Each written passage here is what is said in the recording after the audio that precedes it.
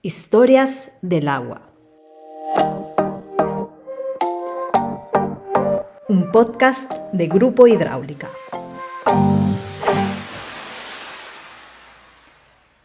Deténganse un momento, cierren los ojos y respiren. Ahora, imaginen que despiertan con la garganta seca. Tratan de esclarecerla, pero nada cambia. Miran por la ventana y todo lo que ven es arena. Arena que se extiende como un mar sin agua. El sol cae pesado sobre un horizonte de roca y polvo. ¿Y el agua? El agua es un lujo lejano, un lujo que no tenemos, un recuerdo que se evapora entre nuestros dedos. Bienvenidos a un nuevo episodio de Historias del Agua. Soy Dafne y hoy viajaremos al norte de Chile, al desierto de Atacama, uno de los lugares más áridos del mundo. Aquí, donde parece imposible sobrevivir, la vida lucha y resiste. En medio del calor implacable, el agua no es solo una necesidad, es una esperanza, una promesa, pero muchas veces es también solo un espejismo. Hoy vamos a descubrir cómo este paisaje extremo ha empujado a las personas a innovar, cómo han tejido alianzas con la tecnología para arrancarle al desierto una gota de vida. ¿Y tú, que estás escuchando, cómo crees que sería tu vida si el agua no saliera del grifo? Te invito a pensarlo, no con miedo, sino más bien con curiosidad, porque lo que vas a escuchar hoy día podría cambiar de manera definitiva tu forma de ver el agua. Antes de hablar de plantas, bombas y grandes soluciones industriales, quiero que imaginen algo más simple. Imaginen una montaña desierta, niebla baja, una red negra, extendida como una enorme vela entre dos postes, esperando, y de esa red caen gotas, una a una, como si el aire llorara nervioso por estas personas que están a punto de evaporarse en la nada. Quiero presentarles a Rodrigo. Tiene solo 11 años, vive en San Pedro de Atacama, y su familia ha encontrado una manera de hacer que el cielo seco del desierto les regale agua. Escuchemos qué soluciones han encontrado para no tener que abandonar su tierra. Nosotros usamos una cosa que se llama atrapaniebla. Es como una red grandota que mi papá y mi tío pusieron allá arriba, en la montaña.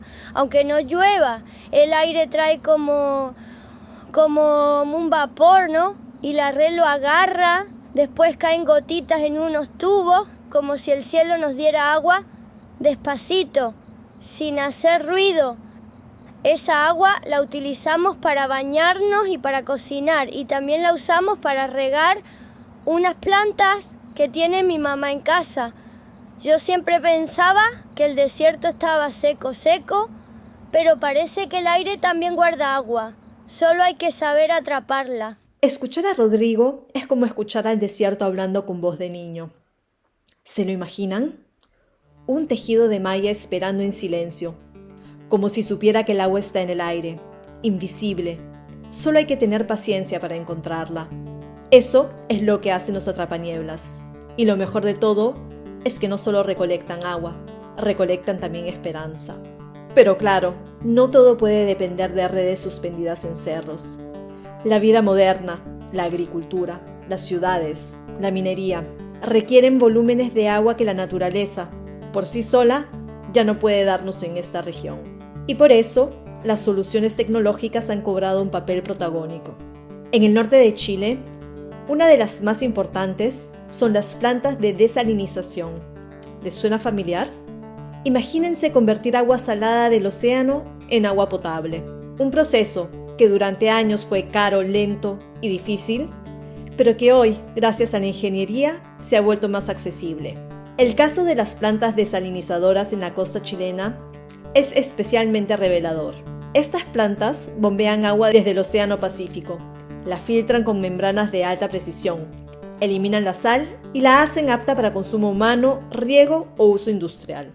Ahora me gustaría que escuchemos a Andrés Salazar, ingeniero especializado en desalinización, quien nos va a ayudar a entender este proceso desde dentro. Imagínate esto. Estás frente al mar, en la costa del norte de Chile. Todo lo que ves es agua. Y sin embargo, ninguna gota se puede beber. Ese es uno de los grandes desafíos de nuestro tiempo.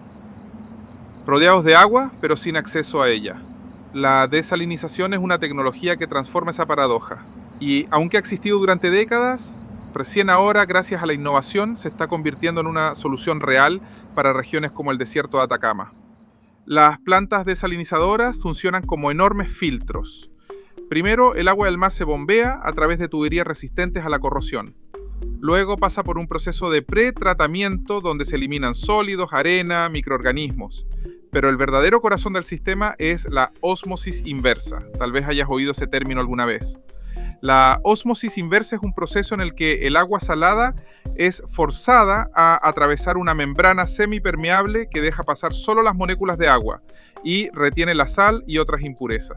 Es como si separaras el mar con una pared tan fina que solo deja pasar lo puro.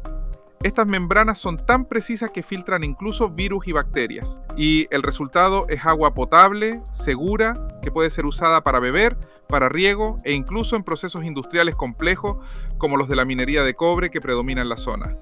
Pero este proceso requiere energía. Y ahí es donde la innovación ha dado pasos clave. Hoy en día utilizamos bombas centrífugas de alta eficiencia que permiten mantener el flujo de agua constante sin derrochar energía. Además, incorporamos sistemas de recuperación energética, que aprovechan la presión del agua salada residual para alimentar una parte del proceso. Es como si el sistema se ayudara a sí mismo para seguir funcionando. Y lo más interesante es que muchas de estas plantas están empezando a operar con energía solar o eólica, lo que reduce drásticamente su huella ambiental. Porque no se trata solo de producir agua, sino de hacerlo de forma sostenible. Una vez obtenida el agua, surge otro reto, llevarla. Y aquí entra en juego otro componente clave, los materiales de conducción. Hoy estamos usando redes construidas con materiales modernos, flexibles, resistentes a la presión y al desgaste. Materiales como el HDPE, polietileno de alta densidad, que permiten transportar el agua por largas distancias, atravesando cerros y suelos salinos, sin que se pierda en el camino por fisuras o corrosión. Son soluciones silenciosas, pero vitales. Lo más emocionante es que todo esto, bombas, membranas, materiales, está permitiendo algo que hasta hace poco parecía impensable, que una ciudad en el medio del desierto tenga agua gracias al océano. Escuchando hablar a Andrés no puedo evitar pensar, ¿esto es realmente accesible para todos? Porque una planta desalinizadora suena a un proyecto monumental. Muchas de las plantas desalinizadoras más conocidas son grandes, costosas, pensadas para ciudades o industrias, pero en los últimos años se han desarrollado sistemas modulares de desalinización mucho más pequeños y móviles. Unidades compactas que pueden instalarse en comunidades rurales, en escuelas o incluso en embarcaciones. Algunos funcionan con paneles solares y otros están diseñados para ser manejados por personal local con una capacitación básica.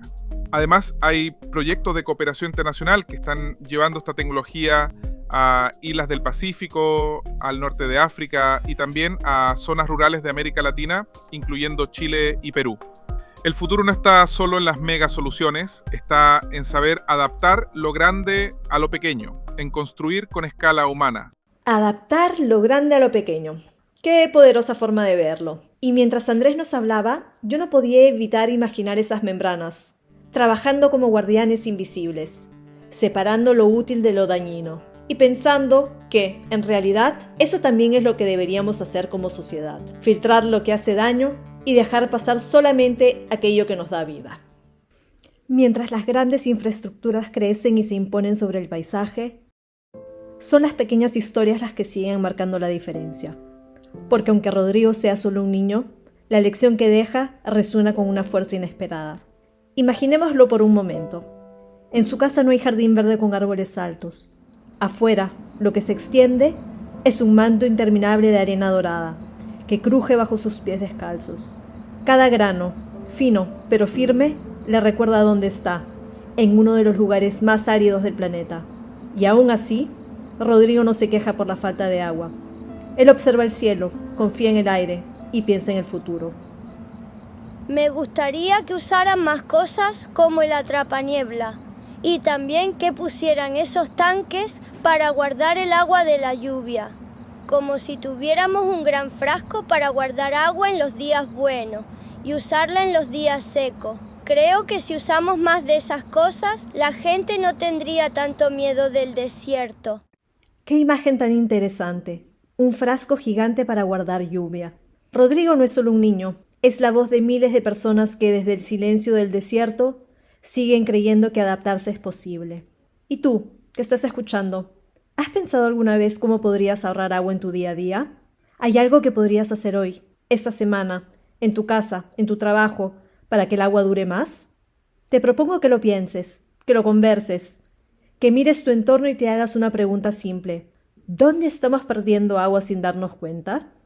Pero como siempre, la historia no termina aquí.